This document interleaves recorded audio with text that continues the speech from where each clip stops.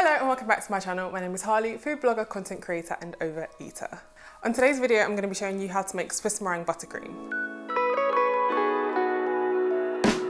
Swiss meringue buttercream is a staple in most of my baking. I use it for most of my layer cakes, birthday cakes, occasion cakes. I typically use American buttercream when I need something with a really deep colour. A Swiss meringue buttercream doesn't colour that well. It's simple, it's smooth, it's silky, it's way less sweet, and it will really, really elevate your bakes. For Swiss meringue buttercream, you really only need 4 ingredients. 250 grams of egg whites, 450 grams of caster sugar, 650 grams of unsalted butter cubed at room temperature, and 2 teaspoons of vanilla extract. This method of making Swiss meringue buttercream involves using egg whites and putting them over a double boiler to dissolve the sugar and heat the egg whites. It's perfectly safe for consumption. However, if you are making cakes and this Swiss meringue buttercream for your business, to sell cakes or to give them away, it's important that you use pasteurized egg whites. These are the kind of egg whites that you use if you're making like a protein shake. They sell this in the supermarket. This particular brand I just picked up at Tesco, 2 chicks. So if you are making cakes for sale to give to someone and you're not too sure who will be the recipient or eating the cakes, aka people that are elderly or very young with slightly weaker immune systems, it's safer to use these kind of eggs. If you are just making it for home, or if you just want to start practicing your Swiss meringue buttercream, this is around £3, so by all means just use egg whites from cracked eggs. The eggs in this recipe, for 250 grams of eggs, you need around 6 to 7 large eggs. Here I have a small pan with a small amount of water in the bottom on a very, very low heat. Just enough water so that when I put my bowl from my KitchenAid stand mixer in the pan, the bottom of the bowl does not actually touch the water. So I'll put my bowl on the heat, pour in my egg whites, pour in my sugar,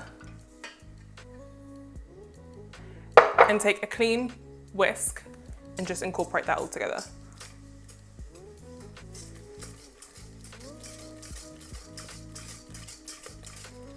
The important thing here is to keep the egg whites moving. We do not want to actually cook the eggs. We just want to warm the eggs enough and the bowl so that the sugar dissolves into the egg whites.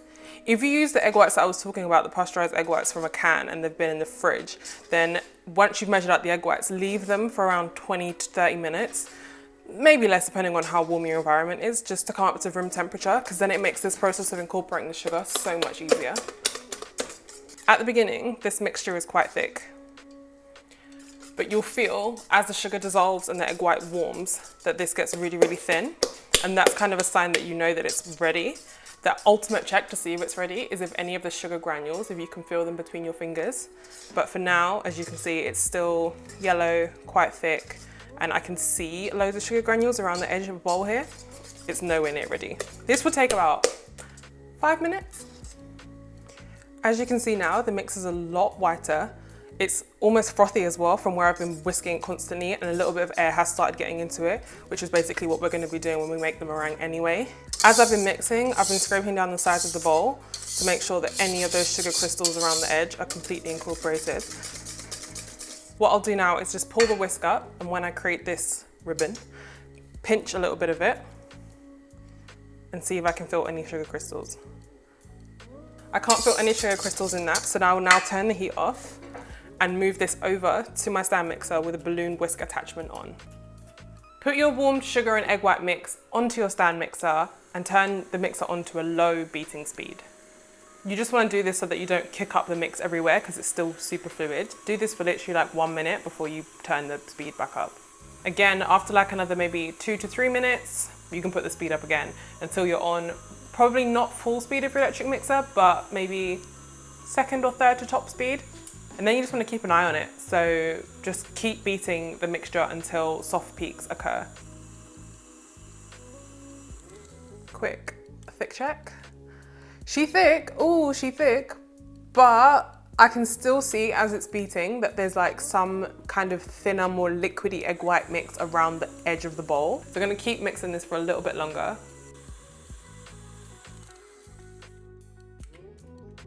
This feels much better. As you can see, there's proper peaks when the mixer comes out of the egg white mix. And you can see here, we've made meringue. Is this like ASMR for eyes? I think this is ASMR for eyes. Is it still called ASMR when it's for eyes? Is it just oddly satisfying when it's just for your eyes? Turn the mixer back onto a low speed and you're gonna start incorporating your room temperature cubed unsalted butter. As you can see, it should be this kind of consistency, literally just like squidgeable, but not necessarily melting on your fingers. And just add it a cube at a time. You don't need to wait for each cube to integrate, just literally just keep throwing in one cube at a time.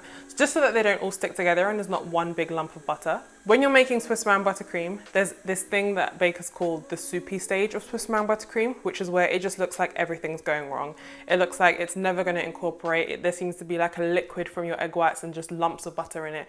Do not stop mixing it. Just keep mixing it on a low to medium speed. If you need to, put the speed up to medium if you find that you're just throwing in too much butter, or if you're making even more mix than this, you will need a little bit more energy from the mixer just to keep everything like separating and incorporating. You don't want the butter to all end up in one big lump if it's not going fast enough. Keep adding the butter cube at a time until it's all in the bowl, and then turn the mixer up to a high beating speed.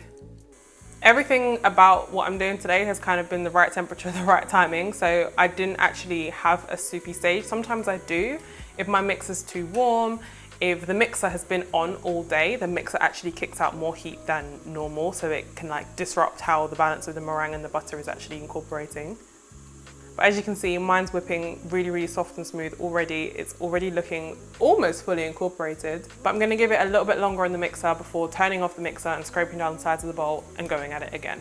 So at this point, you've made Swiss Meringue Buttercream. It doesn't taste of anything, but you have Swiss Meringue Buttercream. It does obviously have a really nice, sweet, buttery flavor, but I'm actually gonna add some vanilla and a pinch of salt. Anyone who doesn't add a pinch of salt to their vanilla buttercream, what are you doing? Let that be a takeaway from today. Scrape down the sides of the bowl to incorporate any of the meringue that hasn't quite mixed in, that was on the side of the bowl already, before adding your vanilla and a pinch of salt.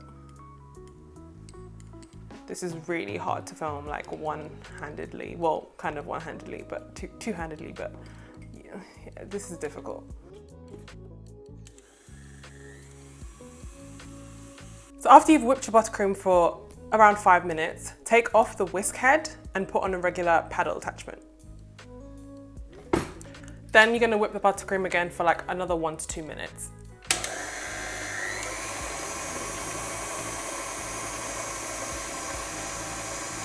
Once you've beat all the air out of your Swiss Meringue Buttercream, that was very risky, transfer it to a bowl, or if you're gonna use it straight away, obviously you can use it straight out of your mixing bowl.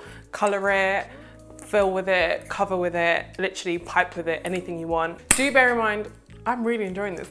Do bear in mind that when you're using Swiss Meringue Buttercream, if you're making like a big cake that requires stacking, that it won't firm up or have like a crisp kind of outer layer as it would with American buttercream. So if you need to be able to handle your cake, assemble it first before covering it or detailing it with Swiss Meringue Buttercream. It will firm up if you put it in the fridge or in the freezer, but it just won't stay as hard. It will continue to keep coming back to this kind of smooth consistency when it gets to room temperature, which is probably around enough time as you're like maneuvering it or trying to put your warm hands on it. I hope you guys have enjoyed this video. If you didn't know how to make Swiss Meringue Buttercream before, I hope you do now. I hope you give it a try. If you do, tag me in whatever you create on Instagram at The Small Slice. If you've enjoyed this video, please subscribe, share, leave a comment below with any other recipe suggestions or like these kind of like basic baking 101 kind of YouTube videos that you'd like me to do. I'm gonna go and make something with this. Bye.